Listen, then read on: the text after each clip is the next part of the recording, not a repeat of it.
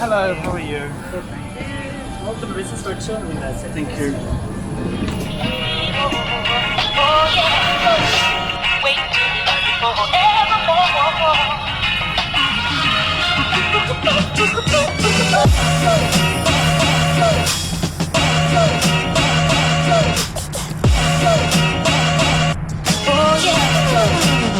On this channel, there is no hidden product placements, Amazon links, great straps to sell, and we do not plan to make you a gentleman. If you're not one, you will never become one.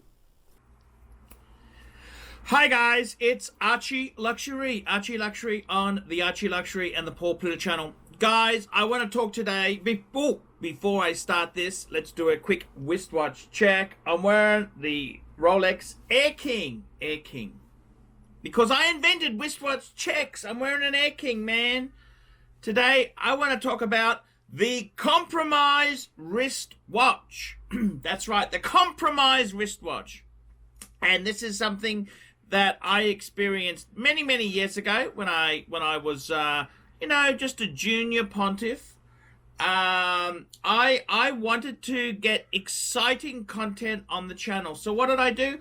I bought a number of compromises. And let me go through and tell you how it ended there. So basically, one of the compromises I bought was a two-tone Audemars Piguet Royal Oak. Two-tone Audemars Piguet Royal Oak. And this was actually a box papers example. It was 33 mil, but it wore a bit bigger. It was kind of like a 35 mil. It was very thin, and it featured an Audemars Piguet quartz movement. And I got it very cheap. I actually got it from Vintage Watch Co. from Ronnie, my good friend Ronnie. He gave it to me very cheap. And I always liked that watch. It was two-tone, but normally on Rolex, when they do two-tone, the crown is actually in gold, but on AP, the crown was steel, which I thought was very understated. And I gotta tell you, it was a watch I bought because it was fucking cheap. Audemars Piguet, Audemars Piguet is a very heavy hitting brand. But I gotta be completely honest with you, it was a compromise. I bought it because it was cheap. It was fucking 33 mil and it was fucking quartz. Two very toxic things. I enjoyed it. It was my first Royal Oak. But it developed actually a problem. It developed a problem where the crown, the threading became a bit fucked.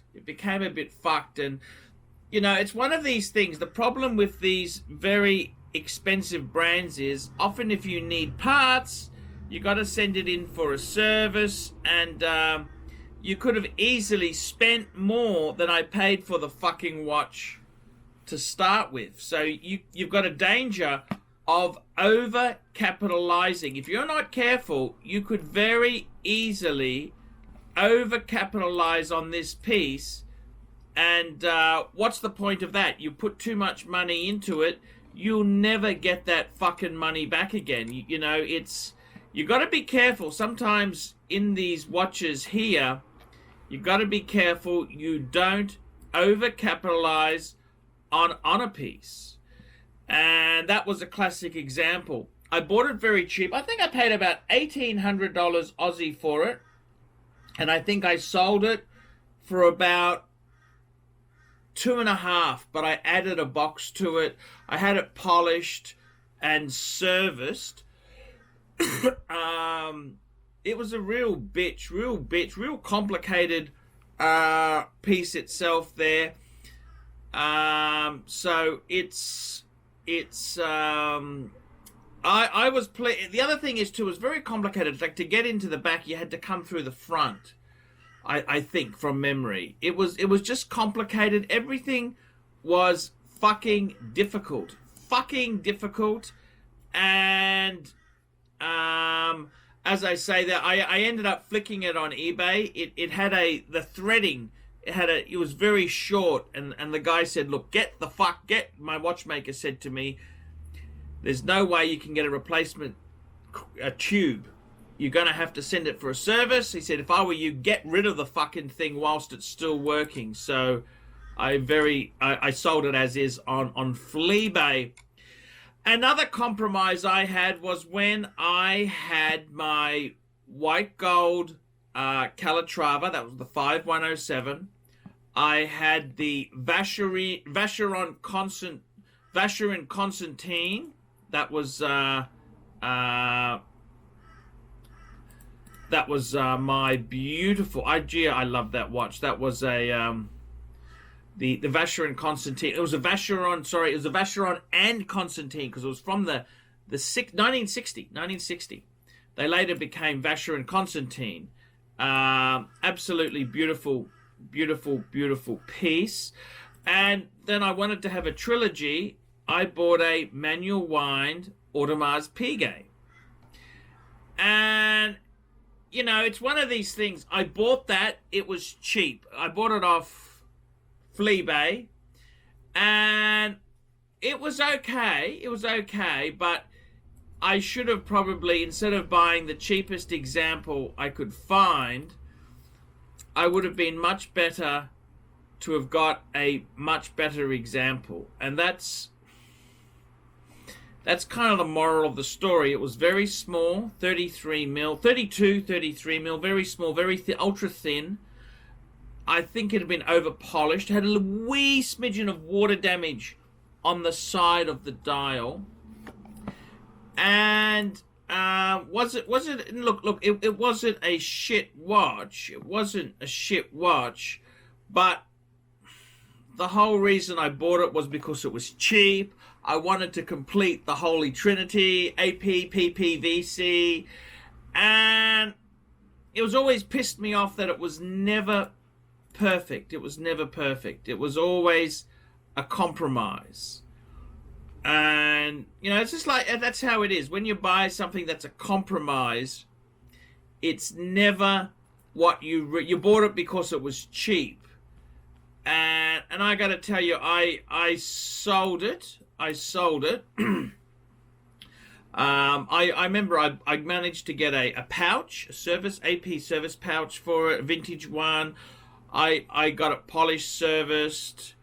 It came up okay, but what I should have done is, instead of buying the cheapest fucking one, I should have got the best, the best one. That would have been the way to go there. It's sort of it's silly if you constantly buy the cheapest. And this is the whole thing.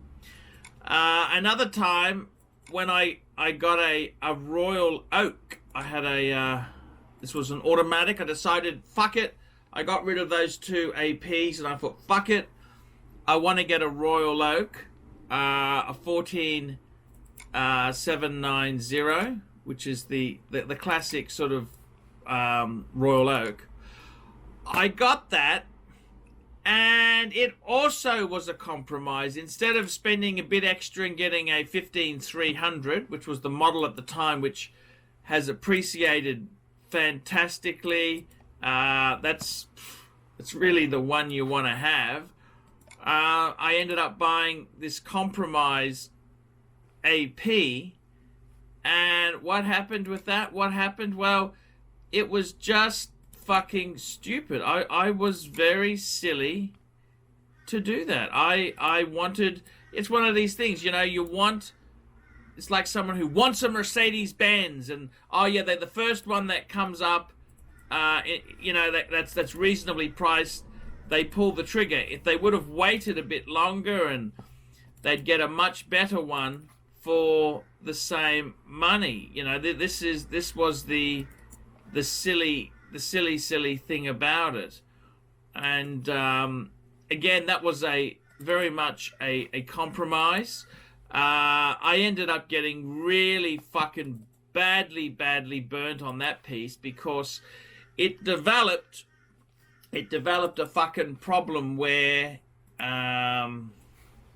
developed this problem that the watch would stop just before midnight at the date change. It was fucking annoying. And I sent it to 2 watchmakers. They each charged me $250 to service the fucking thing. And they said, oh, it needs parts. And it was fucking annoying.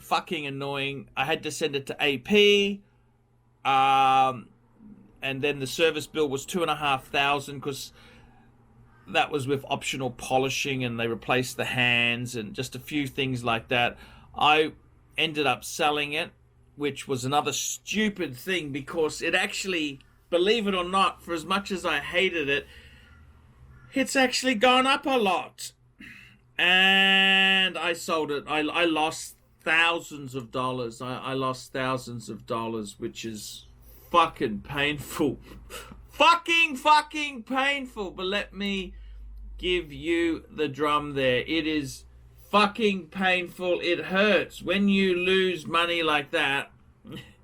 Believe you me, it fucking hurts. And I kind of how do you put it? It was stupidity. It was stupidity on my part. I was looking, if I would have said, right, let's get a better, a newer 15300, I'd have a watch that had some fantastic appreciation, much better piece, better size, a modern day classic. Instead, I went for a fucking compromise, and I never really lived it down. I never really lived this fucking thing down, and that is fucking annoying. It's very annoying, but you know, this is, you live and you learn. You sort of myself with watches, I've now gone into getting things I really love. My World Time, that was I remember when they came out in 2000. That's not a compromise. That was a beautiful piece. I still think that's probably the most collectible out of the modern. When I say modern, they made the World Time in the 60s. That was the last sort of series before the modern era, which came out in 2000. I think the 5110 is probably got the best guilloche. It's got the best font for the countries. It is a wee bit small at 36, but 37 mil. It's a wee bit, but it is a dress watch. And if Clivers can pull off a fucking 36 mil Aquanaut as a sports watch, I can pull off a fucking 37 mil dress watch. So more than happy with that. The other watch I bought, which is not a compromise, is my two-tone Daytona. That's just fucking beautiful. I remember the first time I saw that with the Maserati blue dial, I just said, fuck! It's gorgeous. Absolutely fucking gorgeous. And I've got a lot of watches now which are just not compromises. I just pay the fucking money and be done with it.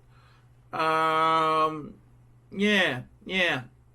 That's kind of how I go now. I kind of like Rolex. I've invested heavily where Rolex is there's no compromise. You either pay the money or you fuck off. That's simple as that. But compromise wristwatches, my advice is pay the bit more and don't get something you want, not something that's cheap.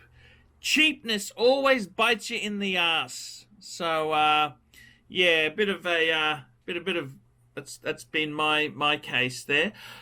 I'm Paul Plitter, the method actor who plays ArchieLuxury. Tell me what you think. Have you compromised on your wristwatches? Have you compromised? Tell me what you think. Like, subscribe, tell your fuckhead friends, and don't forget to put a few nasty comments below. I'm Paul Plitter. Tell me what you fuckers think of that. Bye. fuckers!